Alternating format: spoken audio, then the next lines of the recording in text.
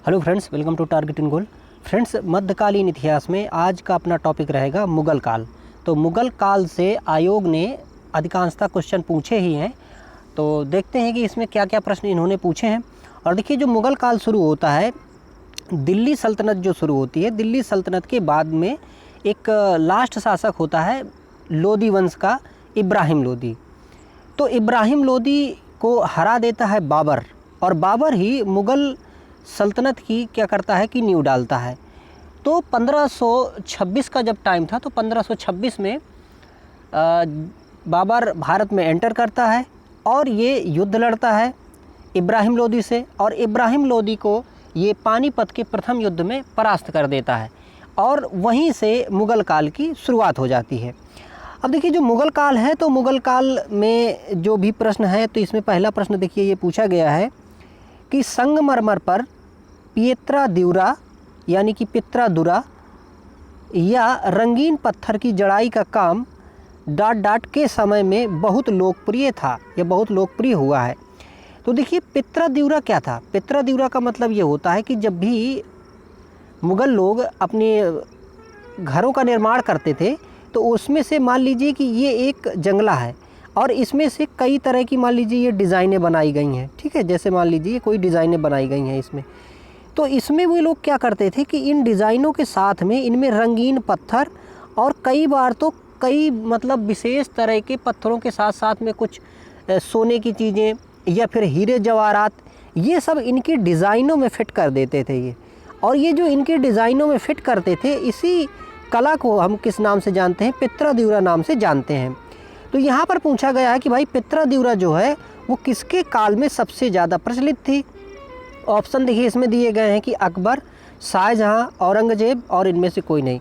तो शाहजहाँ के समय में पित्रा द्यूरा जो है बहुत ज़्यादा प्रचलित थी, क्योंकि देखिए स्थापत्य में सबसे ज़्यादा जो काम कराया है, किसने कराया है? शाहजहाँ ने कराया। जैसे देखिए अपना ताजमहल बहुत बड़ा एग्जाम्पल है, जो कि 7 अजूबों में भी जाना जाता है और ये पूरे विश्व में विख्यात है।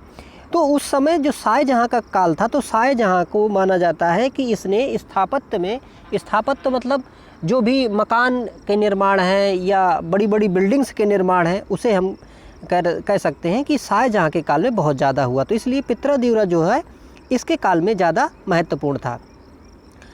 अगला देखिए प्रश्न पूछा है कि जजिया फिर से लगाने वाला मुग़ल शासक का नाम लिखिए, या मुग़ल शासक का नाम बताइए। ऑप्शन देखिए इसमें से पहले ही ऑप्शन में दिया है इनमें से कोई नहीं, फिर दूसरा है औरंगजेब, फिर जहांगीर और फिर है हुमायूं। तो देखिए, जजिया कर दोबारा से लगाने वाला शासक था औरंगजेब। जजिया कर क्या होता था? देखिए, जब हमारे यहाँ पे 712 में जब यहाँ पर मुस्लिम आक्रमण हुआ था, तो उसी समय से एक कर लगाया जाता था गैर मुस्लिमों पर, जिसको जजिया नाम से जानते थे। जजिया कर जो था ये गैर मुस्लिमों पे लगाया जाता था, क्योंकि वो उस धर्म के नहीं होते थे। अगर वो धर्म को कबूल कर लेते थे तब तो जजिया उन पे नहीं लगता था, लेकिन अगर वो धर्म को कबूल नहीं करते हैं, अपना धर्म मानते हैं, तो उनके ऊपर एक टैक्स लगाया जाता था, जिसको जजिया नाम से जाना जाता था। अब देखिए, मुग़ल काल में क्या हुआ कि जब अकबर आया, तो अकबर ने जजिया कर को क्या कर दिया था कि समाप्त कर दिया था, ठीक है। तो जजिया कर अकबर द्वारा कर दिया गया समाप्त। इसके बाद में फिर जब आगे श्रृंखला मुग़ल काल की बढ़ी, तो इसमें से औरंगजेब जो था, इसने दोबारा से फिर से जजिया कर लगा दिया गया था। अब जजिया कर में हालांकि ऐसा होता था कि देखिए, इसमें से जो ब्राह्मण थे वो जजिया कर मुक्त थे। दूसरी, इसमें से जो विकलांग होते थे या पागल होते थे या इस तरह के कुछ लोग जो होते थे, इस जजिया कर से उनको मुक्त रखा जाता था, और ख़ासकर इसमें जो ब्राह्मण होते थे उनको भी जजिया कर से मुक्ति दी जाती थी। तो पुनः से जजिया कर लगाने वाला औरंगजेब था। अगला देखिए, जब ईस्ट इंडिया कंपनी की स्थापना हुई, तब भारत में निम्नलिखित में से किसका शासन था? तो देखिए, ईस्ट इंडिया कंपनी की स्थापना जब हुई, तो ईस्ट इंडिया कंपनी 1600 ईस्वी में क्या हुई थी भाई? स्टार्ट हुई थी, ठीक है। तो उस समय भारत में शासन कौन कर रहा था? उस समय शासन कर रहा था अकबर। और अकबर किस काल का था? ये था मुग़ल काल का।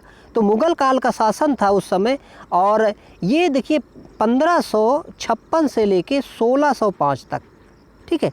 1605 तक जो काल रहा है ये अकबर का काल रहा है, और ये मुग़ल शासक था। और उसी समय 1600 में ईस्ट इंडिया कंपनी बनी थी, और ईस्ट इंडिया कंपनी को एलिजाबेथ ने क्या है कि अधिकार दे दिए थे कि आप जाके पूर्व में यहाँ पर व्यापार कर सकते हैं। तो जब ईस्ट इंडिया कंपनी का वहाँ निर्माण हुआ या वहाँ स्थापित हुई तो अकबर यहाँ पर राजा था। अगला देखिए, अकबर की सफल भू राजस्व प्रणाली का श्रेय उनके निम्नलिखित में से किस श्रेष्ठ दरबारी को दिया जाता है? तो अकबर ने जो भू राजस्व प्रणाली चलाई उसमें किसका सबसे बड़ा योगदान है? ऑप्शन है देखिए, बीरबल, राजा मान सिंह और टोडरमल या फिर खयाम। तो टोडरमल जो था देखिए ये बहुत बड़ा कह सकते हैं कि अर्थशास्त्री था और इसने एक दहसाला पद्धति अपनाई थी। दहसाला। अब ये दहसाला पद्धति क्या थी कि इसमें से जो भूमि होती थी, भूमि का पूरा कैलकुलेशन करते थे, उसमें देखते थे भाई कितनी उपज होती है, कितनी उपज नहीं होती है। इसके बाद में फिर उसमें कर लगाया जाता था। और ये जो देखिए टोडरमल था, तो टोडरमल इसके पहले जब ये अकबर के दरबार में आया, इसके पहले ये शेरशाह के दरबार में अपनी सेवा इसने दी थी और वहाँ भी इसने बहुत अच्छा क्या किया था कि बंदोबस्त किया था। तो टोडरमल जो है, ये टोडरमल बंदोबस्त कह सकते हैं इसको। तो इन्होंने एक दहसाला पद्धति अपनाई थी और कलेक्शन जो था भू राजस्व का बहुत ही अच्छे ढंग से इसने वहाँ पर करवाया था। अगला देखिए प्रश्न है, निम्नलिखित में से किस लड़ाई में मुख्य विरोधियों को सही ढंग से नहीं सजाया गया है या नहीं बताया गया है? तो यहाँ पर देखिए पानीपत की जो लड़ाई हुई है, पानीपत की पहली लड़ाई, ये किसके बीच में हुई थी? देखिए बाबर और इब्राहिम लोदी। तो ये बात यहाँ पर ठीक है, क्योंकि देखिए पहली लड़ाई 1526 में इन दोनों के बीच में हुई थी, बाबर और इब्राहिम लोदी। इब्राहिम लोदी लोदी वंश का आखिरी शासक हुआ है और ये 1526 में हार गया था बाबर से और बाबर ने यहाँ पर स्थापना कर ली थी मुग़ल साम्राज्य की। दूसरा देखिए इसमें पूछा गया है कि पानीपत की जो दूसरी लड़ाई है ये किससे के बीच में हुई है? तो क्या पानीपत की लड़ाई टीपू और मराठों के बीच में हुई है? नहीं हुई है, ये गलत है। ठीक है, तो यही अपना आंसर होगा। अगला देखिए इसमें दिया है कि हल्दी घाटी का युद्ध।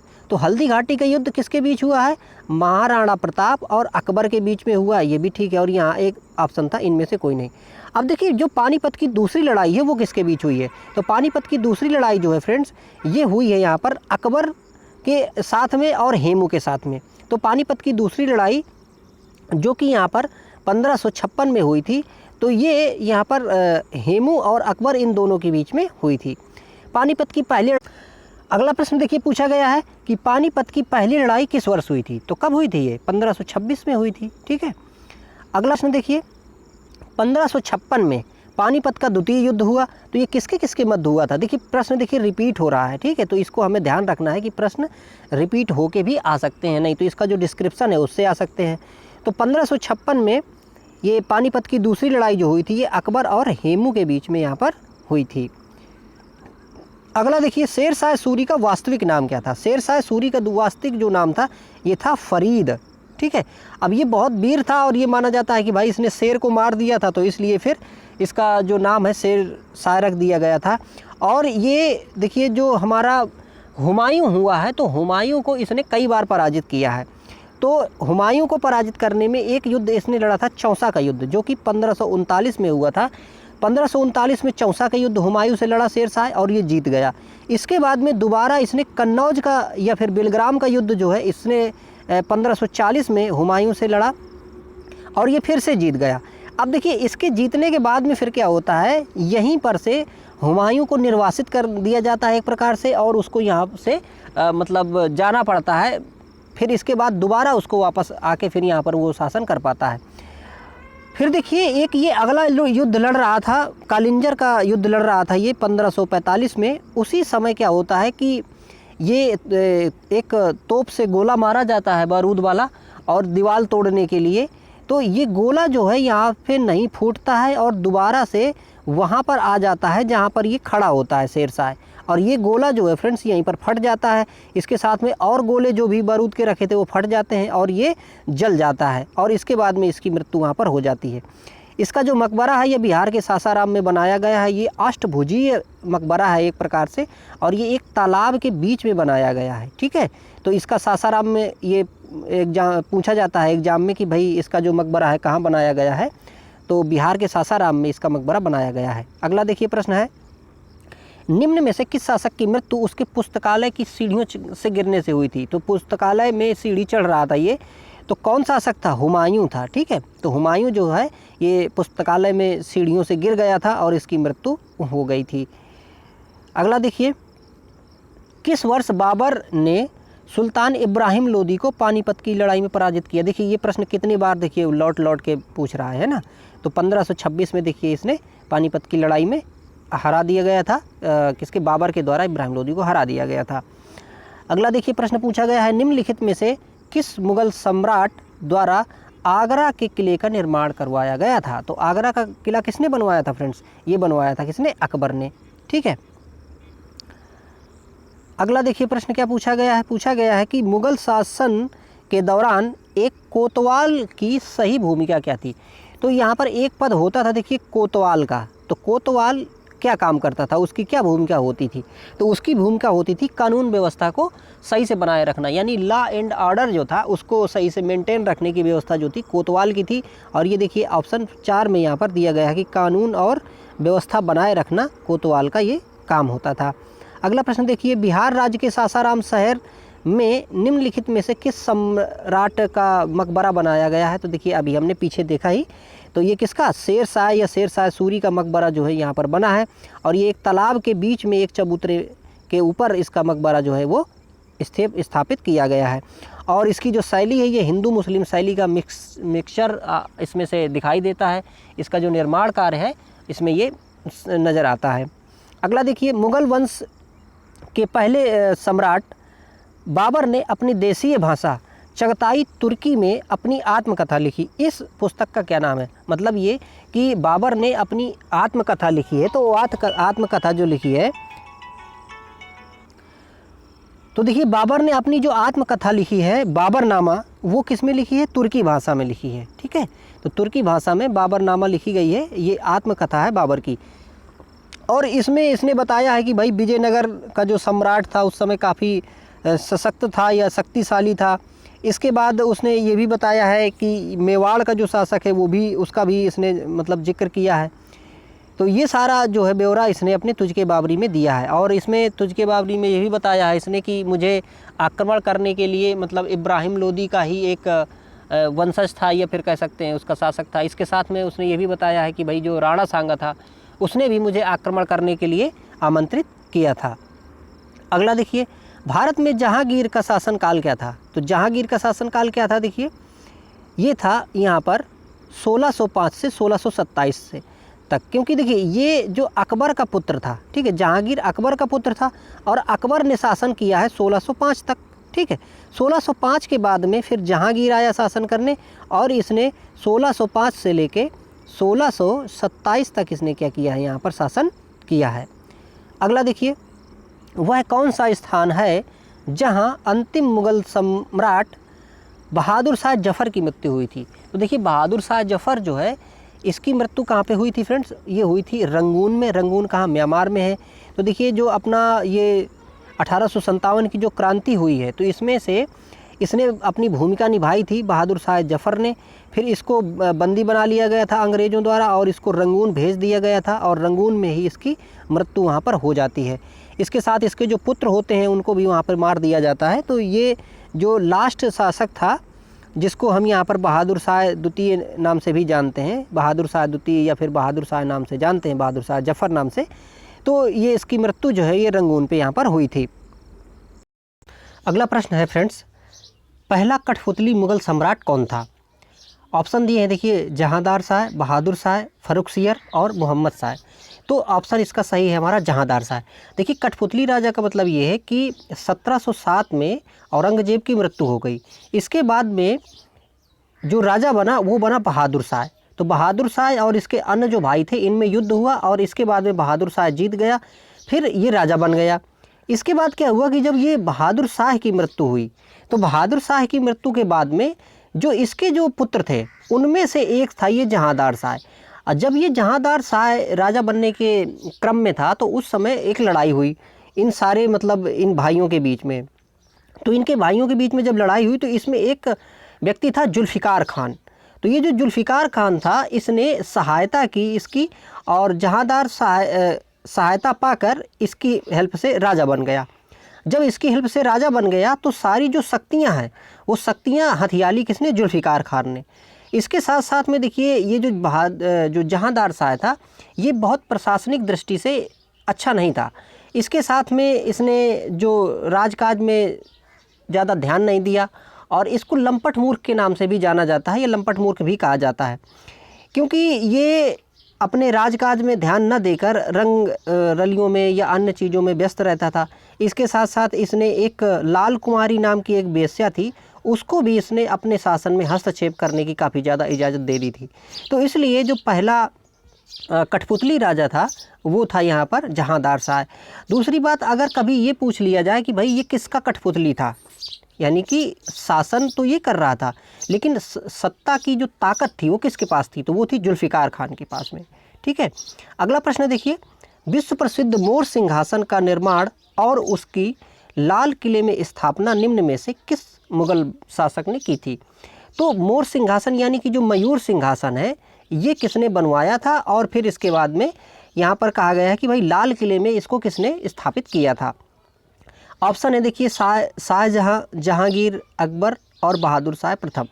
तो देखिए शाहजहाँ जो है इसने मयूर सिंहासन बनाया था और ये मयूर सिंहासन बहुत ही कीमती था और इसको ही इसने लाल किले में स्थापित भी किया था मयूर सिंहासन को। और नादिर शाह जो एक आक्रमणकारी था, ईरान का आक्रमणकारी था, वो इसको क्या किया था कि लूट ले गया था। तो जब उसने आक्रमण किया यहाँ पर, तो आक्रमण करने के बाद में उसने धन संपत्ति और जो भी यहाँ की अच्छी कीमती वस्तुएं थीं उनको लूट लिया। इसके साथ साथ में इसने ये जो मयूर सिंहासन था, इस मयूर सिंहासन को भी उसने क्या किया था कि जीत लिया था। अब देखिए ये जो शाहजहाँ है, शाहजहाँ ने स्थापत्य में बहुत अच्छा काम किया है और मुग़ल काल में स्थापत्य का स्वर्ण काल कहा जाता है, तो वो इसी के काल को कहा जाता है, शाहजहाँ के काल को। शाहजहाँ ने देखिए जैसे दिल्ली का लाल किला है, दीवाने आम, दीवाने ख़ास और दिल्ली की जामा मस्जिद, इसके बाद आगरा की मोती मस्जिद, ये ताजमहल तो इसने बनवाया ही था। तो ये सारी जो इमारतें हैं ये इसने क्या किया थे कि बनवाया था और काफ़ी अच्छा उस समय काम किया था। और ये भी कह सकते हैं कि जो ताजमहल है देखिए आज भी विश्व प्रसिद्ध है और 7 अजूबों में आज भी ये विख्यात है। तो इस तरह से स्थापत्य की दृष्टि से शाहजहाँ का काल जो है वो स्वर्ण काल माना जाता है। अगला प्रश्न देखिए आया था, अकबर के दरबार में प्रसिद्ध कवि थे, तो अकबर के दरबार में कौन सा प्रसिद्ध कवि था? ऑप्शन देखिए इसमें से दिए गए हैं, बीरबल, तुलसीदास, रहीम खान और इसके बाद बैरम खान। तो कवि कौन था जो अकबर के दरबार में था? वो था रहीम खान।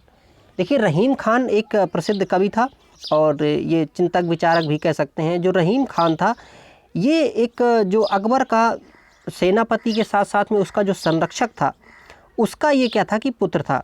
ठीक है, तो ये रहीम खान जो है काफ़ी महत्वपूर्ण था और ये जो संरक्षक था उसका ये बैरम खान, ये बैरम खान का ही ये क्या था कि पुत्र था। ठीक है, तो रहीम खान बैरम खान का पुत्र था और ये एक कवि था। इसके साथ में इसने युद्ध में जीत हासिल की थी, गुजरात के युद्ध में, तो अकबर ने इसको खान खाना की उपाधि क्या किया था कि प्रदान कर दी थी। तो इसलिए इसका जो रहीम का नाम पूरा अगर लेते हैं तो रहीम खान खाना लेते हैं। अगला देखिए प्रश्न पूछा गया था कि अकबर के 9 रत्नों के बारे में निम्नलिखित में से यहाँ पर सही ढंग से मेल नहीं खाता है। तो ये 4 विकल्पों में से एक तरफ उसके जो 9 रत्न थे उनमें से एक का नाम और उसके आगे उसकी उपाधि या जो भी उससे जुड़ा हुआ तथ्य है वो दिया गया है और हमें ये बताना है कि भाई कौन सा गलत है इसमें से। ठीक है, पहला ऑप्शन देखिए इसमें दिया है कि अबुल फजल, और इसके बारे में दिया है वह अकबर के वजीर थे और अकबर के शासनकाल में अकबरनामा के लेखक थे। तो ये बात यहाँ पर ठीक है क्योंकि देखिए अबुल फजल जो है ये वजीर था और इसके साथ साथ में अकबरनामा जो है इसी अबुल फजल के द्वारा लिखी गई है। अकबरनामा किताब काफ़ी एग्जाम में पूछी जाती है कि सीधे सीधे पूछ लेता है कि अकबरनामा के लेखक कौन है। तो अकबर जो ये अबुल फजल है ये अकबरनामा के क्या है कि यहाँ पर अकबरनामा इनके द्वारा लिखी गई थी।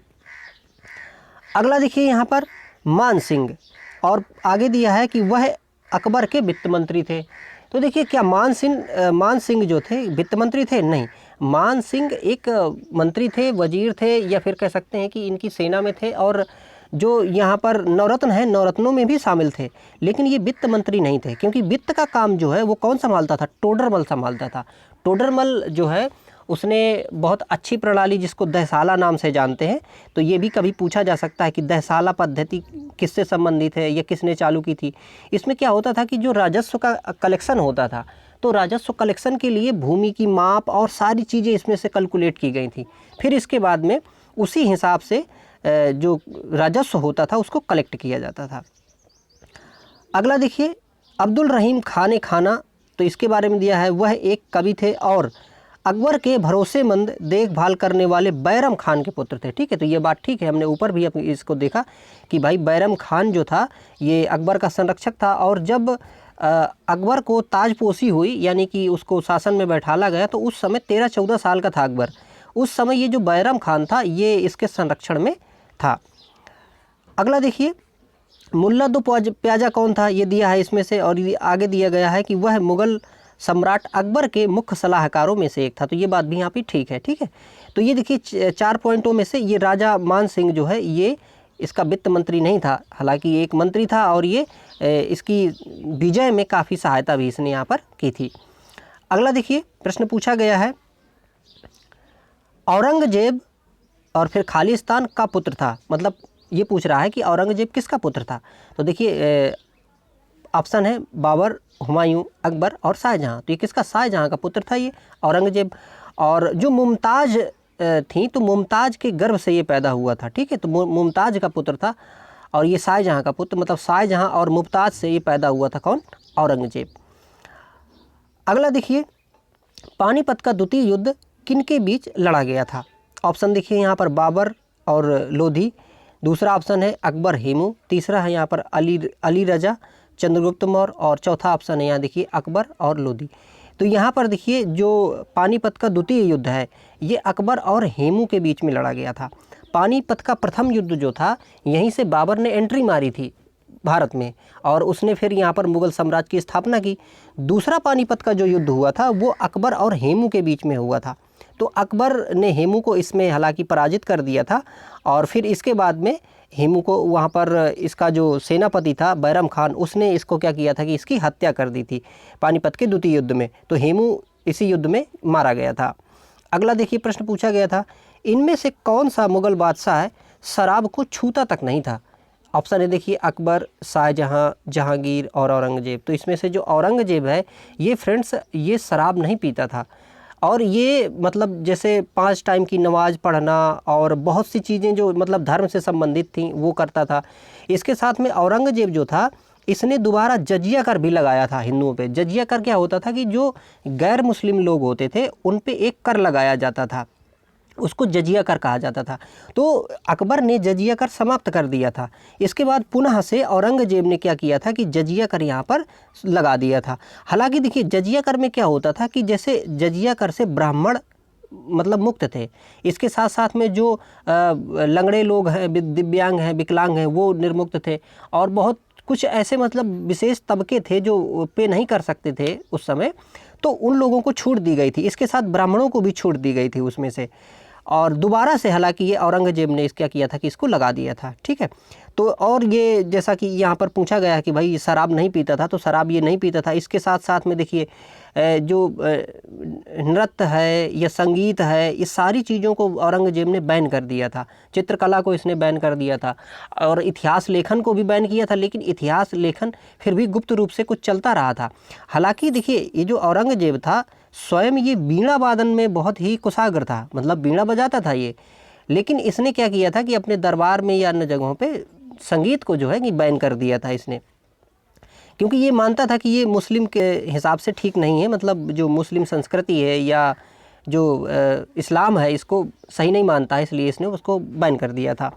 अगला देखिए, किस मुग़ल बादशाह ने इलाहाबाद को अपनी राजधानी बनाया था। ऑप्शन देखिए अकबर, शाह आलम, और ऑप्शन फिर इसमें दिया है ए और बी दोनों, और फिर इनमें से कोई नहीं। तो देखिए यहाँ पर जो इलाहाबाद है, इलाहाबाद को राजधानी बनाया था शाह आलम ने। और शाह आलम देखिए जो शाह आलम द्वितीय था इसने यहाँ पर इसको राजधानी बनाया। राजधानी इसलिए भी बनाया क्योंकि देखिए एक जो 1764 का जो बक्सर युद्ध हुआ था, तो बक्सर के युद्ध में इसने भाग लिया था। ठीक है, तो शाह आलम ने जब शाह आलम द्वितीय ने बक्सर के युद्ध में भाग लिया और बक्सर के युद्ध में इनकी हो गई हार, क्योंकि उस समय देख क्या था कि जो बक्सर का युद्ध था जो कि 1764 में देखिए लड़ा गया था, तो ये युद्ध जो था यही निर्णायक साबित हुआ था यहाँ पर मुग़ल साम्राज्य के पूरी तरह से एक प्रकार से समझें कि अंत का।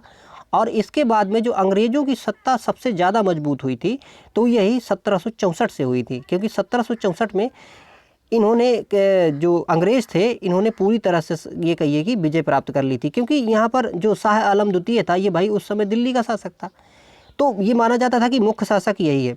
इसके साथ साथ में अवध का एक देखिए शासक था जिसको यहाँ पर शुजाउद्दौला जिसको कहते हैं वो था। एक दूसरा शासक था मीर कासिम, तो मीर कासिम जो कि बंगाल का शासक था, और ये अवध का शासक जो कि एक शुजाउद्दौला था, और इसके साथ साथ दिल्ली का जो मुख्य शासक था शाह आलम द्वितीय। इन तीनों की संयुक्त सेना जो है वो हार गई थी बक्सर के युद्ध में। और बक्सर के युद्ध में जब हार गई थी तो कुछ संधियाँ की गई थी अंग्रेज़ों के द्वारा, जिसको हम इलाहाबाद की संधि के नाम से जानते हैं। तो इलाहाबाद और ये जो मानिकपुर कड़ा वाला जो क्षेत्र है, ये वाला क्षेत्र जो है इस शासक को यहाँ पर शाह आलम को दिया गया था, और इस हिसाब से इसने यहाँ पर उसकी मतलब राजधानी भी बनाया था उसने। तो ये यहाँ पर इस तरह से इसके डिस्क्रिप्शन था। अगला देखिए प्रश्न पूछा गया था, प्रारंभ में अकबर का संरक्षक कौन था? ऑप्शन देखिए हेमू, फैजी, अबुल फजल और बैरम खान। ठीक है, तो कौन था फ्रेंड्स? ये बैरम खान। बैरम खान जो था ये इसका संरक्षक था, क्योंकि देखिए ये जो अकबर है ये 1542 में पैदा होता है। ठीक है, और ये बीर साल एक राजा बीर साल था उसके महल में ये पैदा होता है। इसके बाद में जब हुमायूं की मृत्यु हो जाती है, इसका जो पिता था, इसके बाद इसको भाई राजा बनाना था, तो राजा बनाने के लिए उस समय इसकी उम्र जो है काफ़ी कम थी, लेकिन इसको राजा बनाया जाता है। और राजा बनाने के बाद में ये जो बैरम खान था इसको इसका संरक्षक बना दिया जाता है, तो वो इसके संरक्षण मतलब इसकी संरक्षण करता है, इसकी बाकी चीज़ों को भी देखता है। तो ये सारा काम बैरम खान जो है करता रहता है। अगला देखिए, हुमायूं की दुर्घटना में आकस्मिक मृत्यु के उपरांत उनके बेटे अकबर को कहाँ मुग़ल सिंहासन पर बैठाया गया था? तो देखिए एक जगह है कलानौर।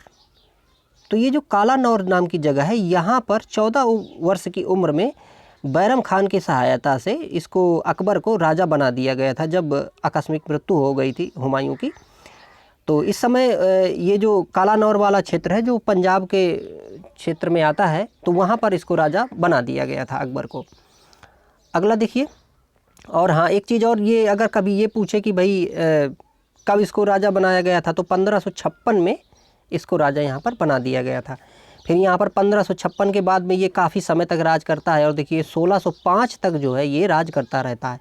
तो इसका काल काफ़ी बड़ा है कि 1556 में ये देखिए शासन में बैठा, और इसके बाद में 1605 तक इसने यहाँ पर राज किया था। अगला देखिए प्रश्न पूछा गया था, निम्नलिखित किन सम्राटों के शासनकाल में भारत का पहला मुद्रा रुपया मुद्रित हुआ था? तो ये जो रुपया नाम का मुद्रा थी ये सबसे पहले किसने मुद्रित करवाई थी भारत में? ऑप्शन देखिए यहाँ पर दिए हैं कि अकबर, हुमायूं, शेरशाह सूरी और समुद्रगुप्त। तो शेरशाह सूरी जो है ये बहुत ही प्रतापी कह सकते हैं था, क्योंकि इसने हुमायूं से कई युद्ध लड़े थे और सारे युद्ध ये जीत लिया था। इसके बाद में यहाँ से भारत से हुमायूं को कुछ समय के लिए निर्वासित भी होना पड़ा था। तो ये शेरशाह जो था लड़ने के साथ साथ में इसकी जो राजस्व व्यवस्था थी या मुद्रण प्रणाली थी वो भी काफ़ी ज़्यादा मजबूत थी। तो रुपया जो है इसी के टाइम पे यहाँ पर चालू हुआ था, और इसके बाद में ये रुपया जो है लंबे टाइम तक चलता रहा था फ्रेंड्स। यहाँ तक कि जब अकबर का समय आया था तब भी ये रुपया प्रचलन में था वहाँ पर। तो चांदी का रुपया इसी के टाइम पे चलवाया गया था। दूसरी बात देखिए, इसने ग्रांड ट्रंक रोड की जो है स्थापना कराई थी। ग्रांड ट्रंक रोड जो है ये बहुत बड़ा रोड था, और ये पूरे हम ये कह सकते हैं कि उत्तर भारत से लेके और ये पाकिस्तान और आगे तक ये पूरा रोड क्या करता था कि कनेक्ट करता था। तो ये व्यापार की दृष्टि से भी इसने जो काम किया था, इस रोड ने बहुत बड़ा काम किया था। अगला देखिए, थॉमस रो मुग़ल सम्राट जहांगीर से किस किले में मिला था? तो थॉमस रो जब आया था, थॉमस रो कौन? अंग्रेज़ था भाई। तो ये कहाँ मिला था? ये ऑप्शन में देखिए दिए गए हैं, आगरा, इलाहाबाद, झांसी और अजमेर। तो अजमेर में मिला था। तो देखिए जो थॉमस रो है, थॉमस रो 1615 में भारत आया। इसके पहले 1608 में कैप्टन हॉकिंस आया था। तो इनका देखिए मेन मोटो क्या था? इनका मेन मोटो तो यह था कि भाई जब कंपनियां भारत में आईं तो कंपनियां यहाँ पर व्यापार के लिए आई थी। तो व्यापार के लिए अनुमति मिले, इसके लिए अंग्रेज़ों की जो कंपनी थी उसने पहले क्या किया कि हॉकिंस को, कैप्टन जो हॉकिंस था, इसको 1608 में यहाँ पर भेजा गया जहांगीर के दरबार में। और भाई कहा गया कि तुम ऐसा करो कि अनुमति ले लो कि हमें सूरत वाले क्षेत्र में एक फैक्ट्री लगाने की इजाज़त दे दें। लेकिन वो यहाँ पर आया और यहाँ पर वो काफ़ी समय तक, लंबे समय तक रह गया, लेकिन उससे ने इजाज़त मतलब नहीं प्राप्त कर ली। तो फिर दोबारा से 1615 में फिर यहाँ पर भेजा गया दोबारा से टॉमस रो को, और टॉमस रो आके फिर यहाँ से इजाज़त मतलब पा लेता है, ठीक है, यहाँ पर फैक्ट्री लगाने की सूरत में। अगला देखिए, इनमें से किसने भूमि मापांकन की व्यवस्था प्रारंभ की थी? ऑप्शन है देखिए, बहादुर शाह, शेर शाह और शाहजहां, अकबर। तो भूमि मापन की व्यवस्था सबसे पहले यहाँ पर देखें तो शेर शाह ने शुरू की थी। हालांकि अकबर ने भी बाद में भूमि मापन और ये सारी चीज़ें करवाया था, लेकिन यहाँ पर जो ये बहादुर शाह है, ये शेर शाह है, शेर शाह ने यहाँ पर ये काम पहले ही कर दिया था। भूमि मापन के लिए इसने कुछ पैमाने बनाए थे, जिसमें से एक था देखिए सिकंदरी गज और दूसरा था यहाँ पर सन की डंडी। तो सिकंदरी गज और सन की डंडी ये दो मापन के पैमाने थे जिसके आधार पर भूमि का मापन किया जाता था, और फिर उसी के हिसाब से टैक्स को लगाया जाता था लोगों पे, ताकि जो कृषक हैं वो उतना ज़्यादा बर्डन भी महसूस न करें और राजस्व को भी हम सही से वसूल कर सकें, और बीच में जो धांधली होती है वो भी ना हो सके कि भाई बहुत बड़ा किसान है उससे हम बहुत कम राजस्व ले पा रहे हैं लेकिन छोटे किसान से ज़्यादा। तो उससे क्या होगा कि जनता में अगर समस्या पैदा होती है तो फिर राजा को सपोर्ट नहीं मिलता है, तो फिर वो राजा ज़्यादा दिनों तक इस्टेब्लिश नहीं कर पाता है।